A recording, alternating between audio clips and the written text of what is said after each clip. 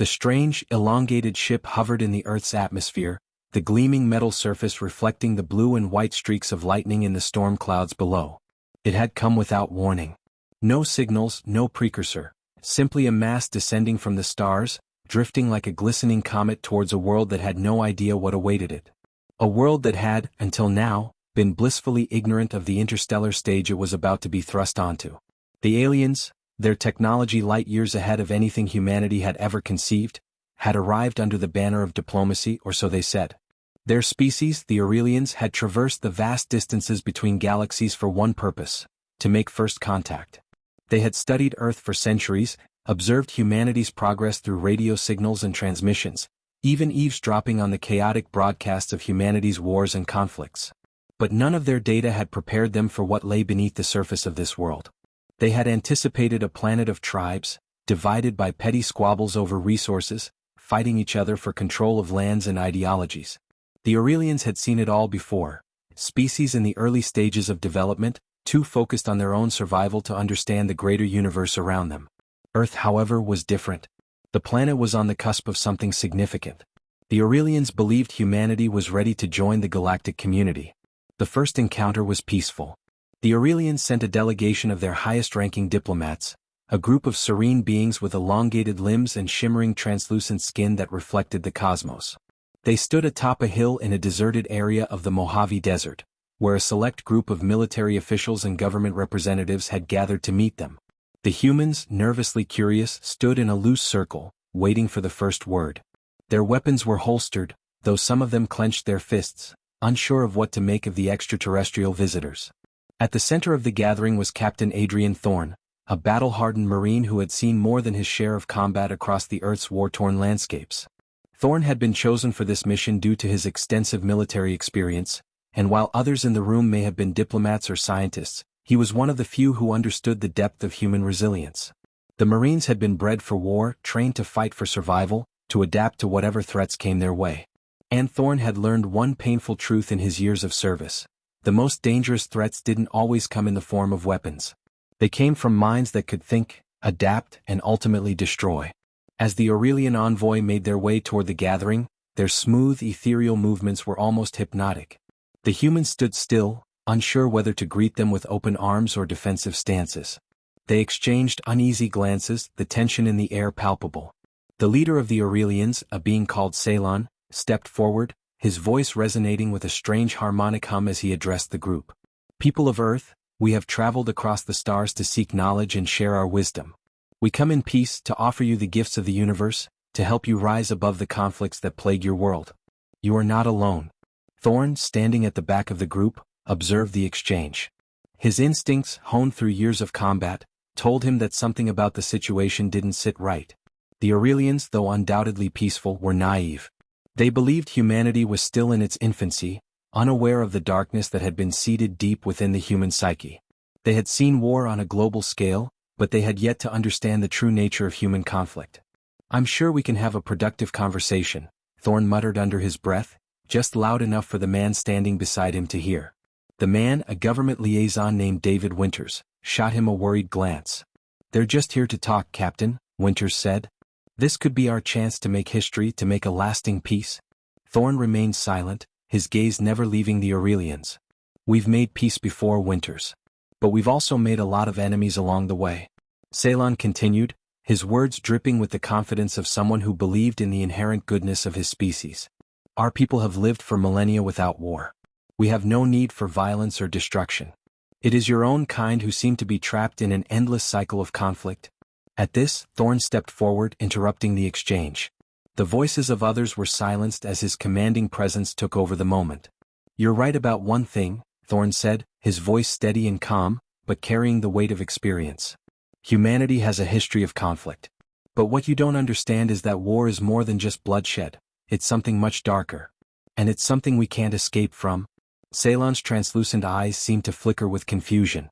"But we have studied your history. You have fought wars, yes, but they have been for territory, for resources. This is the nature of species who are not yet enlightened." Thorne's gaze hardened. "You think that's all it is? You think we just fight for land and resources?" He paused, letting the weight of his words sink in. "You've never seen what happens when we go beyond that. When we start to justify things we should never do.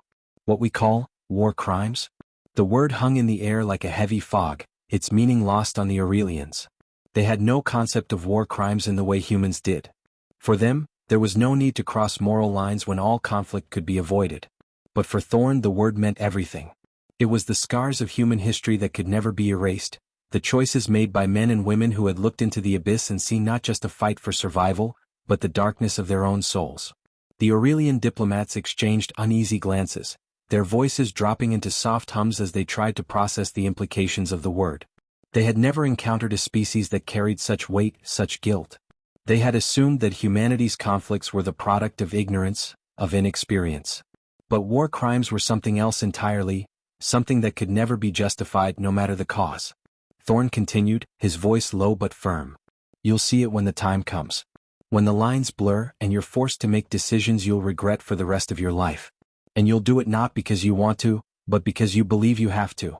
That's the human way. Ceylon stepped back, clearly unsettled by the intensity in Thorn's voice. The diplomats, sensing the change in tone, began to murmur among themselves. The peaceful, harmonious mission they had envisioned now seemed fraught with complexity. But Thorn's words had only just begun to take root. The Aurelians had underestimated humanity. They had expected to find a species on the brink of understanding, of peace. Instead, they had encountered something much darker, something that might very well be the true essence of humankind. The aliens had thought they were arriving in the presence of a young, naive species. What they were about to discover, however, was a people capable of unimaginable violence, and capable of far greater things. In the midst of this first encounter, one thing was already clear. The Aurelians had no idea what they had just walked into. The murmurs from the Aurelian delegation intensified, a soft ripple of unease running through their ranks. Ceylon, the leader, had paused, his elegant iridescent form standing still as his large eyes blinked in thought. His mind was a labyrinth of calculations and considerations, trying to reconcile the image of humanity he had studied from the stars with the unsettling words that had just been spoken. Thorn stood tall, his arms crossed, eyes fixed on Ceylon with a steady, unwavering gaze. The silence stretched on, the tension hanging thick in the air. It was a silence that spoke volumes, an interstellar pause before the inevitable storm. Thorn's mind wandered briefly back to the wars he had fought in, the many conflicts, skirmishes, and operations that had shaped him into the man he was. Each battle, each decision had left its mark, not just on his body but deep within his soul. He had witnessed atrocities that would haunt him for the rest of his life. He had been part of a machine that ran on destruction, but also part of the small flickering hope that somehow, somewhere, there was a chance for redemption. But he knew one thing for certain. The Aurelians didn't understand. They hadn't seen the horror of a battlefield, the screams of innocents caught in the crossfire, or the cold logic of survival that twisted men and women into something unrecognizable. You do not understand the concept of war crimes, do you? Thorn's voice broke the silence again, but this time, it carried a weight of sadness, a recognition that this conversation would be harder than he had anticipated. Ceylon stepped forward, his glowing, fluid movements betraying an air of confidence. No, we do not. Our people have never known such suffering. We do not wage war on our own kind, nor do we destroy what we cannot repair. Our minds are focused on peace, on harmony with the universe. Thorn's lips curled into a bitter smile. That's exactly the problem. You think peace is something you can just find, something you can achieve by closing your eyes to the darkness that lurks in the hearts of your people. His voice grew cold, the fire of experience burning in his chest. The truth is, war doesn't just happen because of hate or anger. It's much more insidious than that. He paused, remembering the horrors he had witnessed during his time in the military. The casualties, the civilian deaths, the actions of men who had, in the moment, justified their decisions, only to face the weight of those decisions later. War wasn't just about fighting, it was about the choices made, the lines crossed, the rules broken. It was a cycle that had repeated itself for centuries, a cycle that humanity had never quite managed to break. We humans don't just fight for resources, Thorn continued, his eyes darkening as he looked past Ceylon, as if seeing those ghosts of war again. We fight because we've made ourselves believe that what we're doing is right, even when it's not. We justify killing, torture, and devastation because we think the ends justify the means. He glanced back at the government officials who stood around him, some of them with their eyes wide, others uncertain. Thorn could feel their unease, the unspoken realization that he was not just talking about theoretical ethics. He was talking about the reality of war, the kind they had never truly understood. Take the war in Vietnam, Thorne said suddenly, his voice steady but filled with the weight of history. I was just a kid not much older than my son. But the world had already gone crazy. We were sent there to fight for a cause we didn't understand. And when we came home, the things we did, the things we were forced to do, they weren't talked about. Not by the media, not by the politicians, not even by our own families. But we knew. We knew what we had become. The atmosphere shifted slightly. The officials around Thorne shifted uncomfortably. Their minds were filled with the images of war, ones they had only heard about in history books or seen on distant newsreels. But this was different. This wasn't about a distant conflict in the past. This was about the human cost of violence. War crimes, Thorne muttered the words again, his mind racing. They're not just about killing. They're about what happens when you strip away the humanity from the enemy, when you stop seeing them as people and start seeing them as obstacles. We tortured prisoners. We bombed civilian areas. We poisoned entire villages just to stop the spread of rebellion. Thorne's voice dropped lower as though he was reliving those moments, those decisions, those sins. And the worst part? The worst part is that we thought we were doing the right thing. We thought we were defending our people. We thought we were stopping evil. Ceylon took another step forward, his translucent skin shimmering with the weight of 1,000 questions. But how could you allow such actions? If your species claims to be the dominant species on this world, how do you justify causing such harm to your own kind? Thorne looked directly into the alien leader's eyes. There was no malice in his gaze, only a deep sorrow and a painful clarity. Because, Ceylon, humanity is capable of doing both great good and great evil. We are a species of contradictions.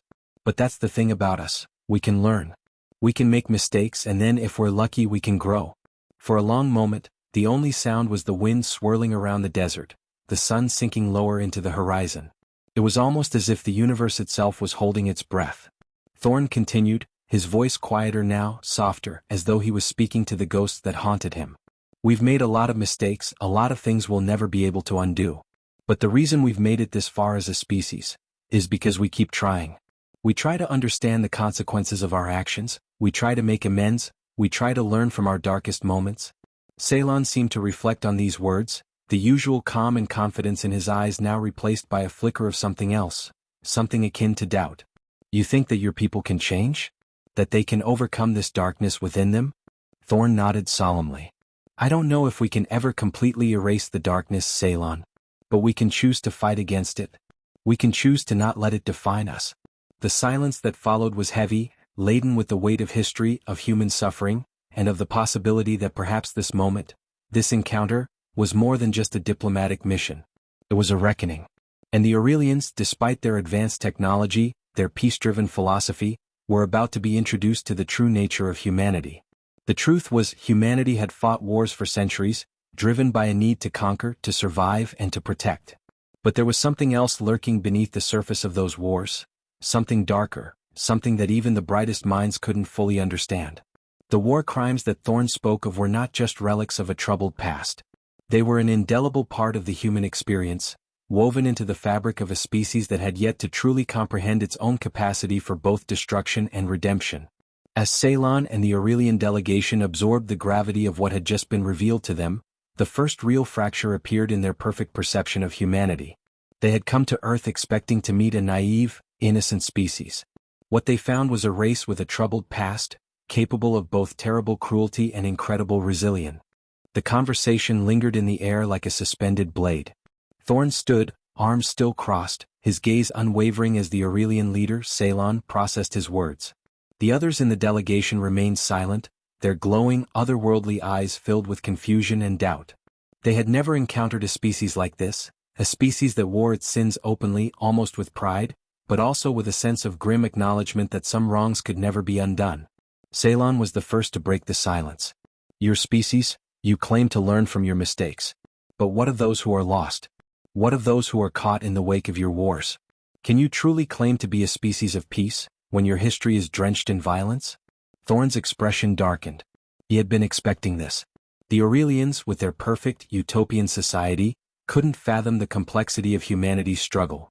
They believed that peace was a simple matter of choice, a state of being that could be obtained by merely abandoning conflict.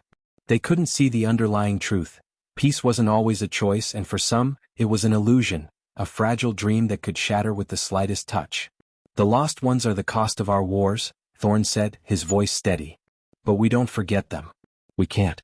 They are the ones who define our future, whether we want them to or not. He looked around at the group of humans, officials, scientists, soldiers, who were gathered to witness this historic moment. They too were grappling with the weight of this conversation. They were used to seeing humanity as a species on the rise, forging alliances with other nations, advancing technologically. But the truth, the uncomfortable truth, was that humanity's past was stained with the blood of countless innocents. Wars, Thorn continued, are more than just battles fought on fields. They are fought in the hearts of individuals. The loss of life is the least of it. The true cost is in the moral erosion that happens when you justify the unjustifiable. Ceylon's delicate features, those serene, almost angelic characteristics, seemed to ripple with uncertainty. His voice, once full of confident reassurance, now had a tinge of caution. You speak as though your species cannot escape its own nature. That violence is a fundamental part of who you are. Thorn's lips twisted into a grim smile. No, Ceylon. Violence isn't who we are. But it's part of who we've been. And understanding that is the first step toward change. Not denial. Not pretending that we're something we're not. We're flawed like any species. But we try. He took a deep breath, steeling himself. There were more painful truths to share, more parts of humanity's dark history to expose. But if the Aurelians were truly to understand, they needed to hear it all, the good and the bad, the moments of heroism and the unspeakable acts of cruelty. You asked about the lost ones, Thorn said, his voice softening. Let me tell you about them. Let me tell you about the atrocities we committed. He paused, the weight of the words hanging in the air as he began his tale. The Holocaust. 6 million people, men, women, children, slaughtered because of their religion, their ethnicity, their very existence. And those responsible, they thought they were doing what was necessary. They thought they were saving the world from a threat that never truly existed. Ceylon's skin seemed to shimmer with an unsettling glow, as if trying to shield itself from the horror Thorn was revealing. But the Aurelian leader didn't speak. He only listened. For the first time, the calm and certainty in his voice faltered, replaced by the quiet of disbelief. Then came the atomic bombs, Thorn continued. Hiroshima. Nagasaki. 2 cities obliterated in an instant. Tens of thousands of civilians killed. And the justification? To end a war. To prevent further bloodshed. But in the process, we burned the very people we claimed to be protecting. The words felt like a heavy stone sinking into the pit of Thorn's stomach. He had lived with these stories all his life, learned them in history classes and heard them from the mouths of survivors. Yet it didn't make them any less painful to recount. The reality of the past was always more jagged, more brutal than anyone could truly understand until they were forced to face it. We thought we had to fight in order to survive, Ceylon, Thorn added, his voice tinged with weariness. We thought that war was an inevitability. But the real war was not the one between armies, it was the one within us. The darkness that comes from thinking we are justified in committing acts of horror. And the real cost of that is never fully measured. Ceylon, who had been silent up until now, spoke with a softness that was unusual for his species. But if your species is capable of such acts, can you ever truly be redeemed? Can you ever truly live in harmony with the universe, knowing the depths to which your people have fallen? Thorn's gaze hardened, his jaw tightening as he reflected on those very questions. That's the thing about humanity, Ceylon. We're not defined by the worst things we've done. We're defined by how we choose to move forward from them. We've made horrible mistakes and we can never take them back. But that doesn't mean we stop trying. We keep fighting to do better. To be better? The Aurelian leader remained silent for a long moment, the weight of Thorn's words sinking in. The flicker of doubt had been replaced by something else, a deep, unspoken realization. The Aurelians had come to Earth to teach, to guide, to help humans rise above their conflicts. But in doing so, they had learned an unexpected truth, that humanity's greatest strength lay not in its innocence, but in its ability to learn, to reflect, and to grow in the aftermath of its darkest days. Ceylon looked around at the assembled humans, his eyes shifting from face to face, as if trying to comprehend the complexity of what they were offering. Your species is not without hope, then? Thorn nodded slowly. Hope is what we have left, Ceylon. It's what keeps us going. And while we may have been lost in the past, we have a chance to make a better future. It's the hardest thing we can do, but we try. There was a long, contemplative silence between them. The wind blew gently across the desert, carrying with it the scent of dust and the echoes of a history that was impossible to forget. The Aurelians had come to Earth expecting a species that was innocent and pure, ready to join the greater cosmic order. But instead they had encountered something much more complex. They had met a species that had faced its own darkness, that had committed unforgivable acts, and yet still managed to push forward, still managed to fight for a better tomorrow. In that moment Ceylon understood something profound. Peace was not the absence of conflict, it was the willingness to rise above it. And perhaps humanity, with all its flaws and contradictions, had more to offer the universe than they had ever imagined. Thorn's words echoed in his mind. We try. It was the only thing that mattered now. And so, as the sun dipped below the horizon, casting long shadows across the desert, the first true understanding between humans and Aurelians began to take root. For the first time, the Aurelians saw humanity not as a naive species on the edge of destruction, but as a species capable of redemption, flawed but fighting to overcome the darkness within.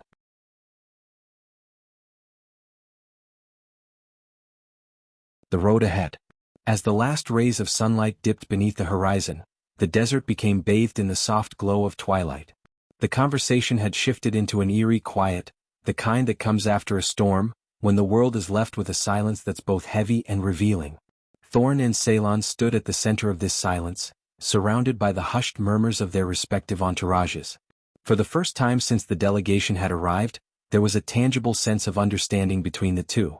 Ceylon's shimmering form seemed less distant now, his eyes less alien. He no longer looked at Thorn with the distant curiosity of an outsider but with the dawning realization of a species confronted by the profound complexities of another.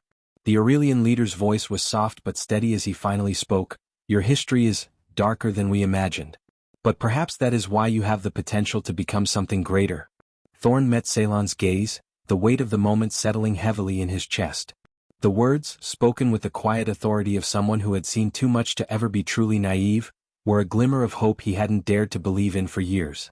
We may be dark, Ceylon, Thorn said, his voice steady but filled with the raw sincerity of someone who had truly lived through the depths of human suffering. But that doesn't mean we can't change. It doesn't mean we can't make the future better than the past. Ceylon nodded, his expression a mixture of curiosity and newfound respect. Then it seems human that you are not so unlike us after all. Perhaps this universe is large enough for both of our peoples.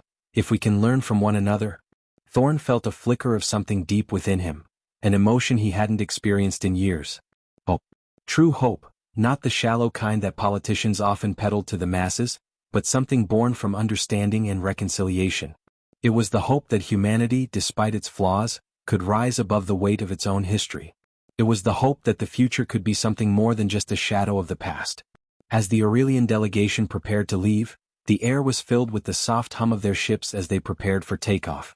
Thorn stood with his arms crossed, watching them depart into the sky, his mind still wrestling with everything that had been said, everything that had been revealed. He glanced over at the human officials who stood beside him, their faces a mix of relief and disbelief. They, too, had witnessed something extraordinary that day, not just the arrival of aliens, not just the promise of technological exchange, but a deeper understanding that could reshape the future. This is just the beginning, Thorn muttered, more to himself than anyone else.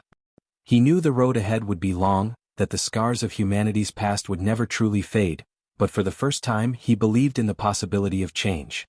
As the Aurelian ships disappeared into the vastness of space, a new chapter in the relationship between humans and extraterrestrials began. The lessons of war, the weight of history, and the possibility of redemption would shape the course of future interactions. There would be no quick fixes, no easy answers.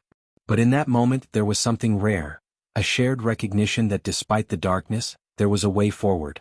The universe, vast and full of wonder, might have once seen humanity as a species on the brink of destruction. But now it was clear to both sides, humanity was not a race doomed by its past, but a species still fighting, still learning, and still capable of creating a future worth living for. The last ship disappeared into the stars, leaving behind a world that, though scarred, now held a glimmer of hope. And for the first time in a long while, Thorn felt that, perhaps, humanity had a chance to redeem itself, not just for its past but for the future it was now ready to build. In the end, the lesson was clear. We are not defined by our darkest moments, but by how we choose to rise from them, and in that truth, both humanity and the Aurelians found something they could believe in. The road ahead was uncertain, but it was no longer a road traveled alone. It was a journey shared, one step at a time, with the possibility of peace, redemption, and a future forged in the crucible of history. And that was enough.